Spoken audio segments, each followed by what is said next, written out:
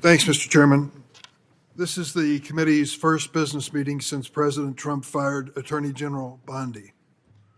In short, she did more damage to the Justice Department's reputation than any Attorney General in history. In just over a year, Bondi transformed the department from the world's preeminent law enforcement agency into a weaponized political battleground, providing a shield to protect the president and his cronies and a sword to attack his enemies. But this was ultimately her undoing. She failed to successfully prosecute the president's enemies, and there are many, not for lack of effort, but because courts and grand juries blocked her baseless prosecutions. Now Ms. Bondi has been replaced by the president's former personal criminal defense lawyer, who in his first days as acting attorney general is doing everything in his power to placate his former client. Earlier this month, the Justice Department moved to vacate the seditious conspiracy convictions of members of the Proud Boys and Oath Keepers for their key roles in leading the January 6th insurrection. The president has a determined strategy to wipe off the face of the earth all evidence of what happened in this complex on January 6th. It won't work. Those violent extremists helped organize the violent assault on law enforcement in the Capitol building in an attempt to forcibly block the constitutional transfer of presidential power. We have witnesses who come before this committee who won't answer the question of who won the 2020 presidential election. They also gloss over January 6th as not worthy of comment. It was a moment I'll never forget as a person who served in the Senate and the House. This Capitol building represents more than just a building. It is a symbol of our democracy. It was physically, violently attacked, and the men and women who risked their lives, and some gave their lives in defense of this Capitol, deserve better than what we've seen from this administration. To add insult to injury, last week the Justice Department indicted the Southern Poverty Law Center.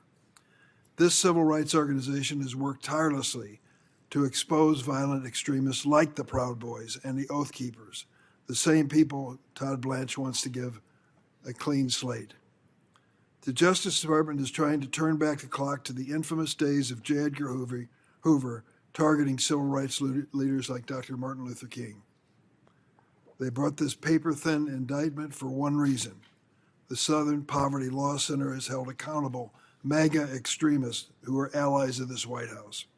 Just yesterday, the Department of Justice brought its second baseless indictment against former FBI Director James Comey.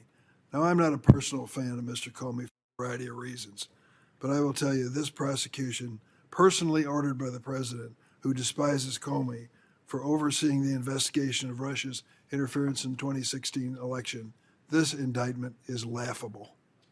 I'm confident Todd Blanche's vindictive efforts will ultimately fail again, just like Pam Bondi's baseless prosecution of one of the president's enemies. The acting attorney general is also weaponizing the Justice Department against dreamers and those protected by DACA.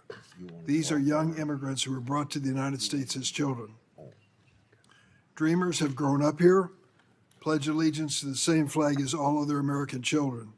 They are American in every way except for their immigration status. But last week, the Justice Department issued a shocking decision that puts dreamers at risk of being swept up in the president's cruel mass deportation campaign.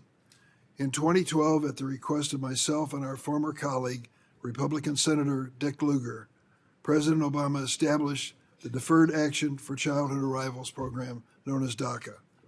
This program protects dreamers from deportation and gives them the chance to contribute more fully to the nation they love. Hundreds of thousands have signed up for DACA. And when they do, and when they pay the necessary fee, they go through a complete background check, criminal background check, every 2 years. They go through this background check and receive a work authorization and are promised that as DACA recipients, they won't be deported. Many are working in our communities. They're teaching our children and grandchildren. They're doctors and nurses and small business owners, policemen and the like. Despite multiple court challenges, DACA is still in place, and the Trump administration is under court order from the Fifth Circuit to process DACA renewal and work permit applications. So what does the Trump administration think of this court order? They ignore it. Even the courts that have ruled against the program have recognized the disastrous impact of its termination and the significant reliance interests of DACA recipients and their families. But last Friday, the same Justice Department Board of Immigration Appeals issued a binding precedent decision that DACA will no longer protect Dreamers from being arrested and deported. This puts every Dreamer in America at risk. Mr. Chairman, this committee has the authority, the jurisdiction, and the responsibility to review this management of the immigration issue and to do something. I ask you, when you consider the schedule of hearings and the subject matter, we need to schedule soon, very soon, a hearing on the status of DACA and Dreamers in America. Thousands of lives are at stake. I also ask you to schedule a markup vote of S 3348, the Bipartisan DREAM Act that I have introduced. This legislation, which has been referred to our committee, would establish a path to citizenship for Dreamers.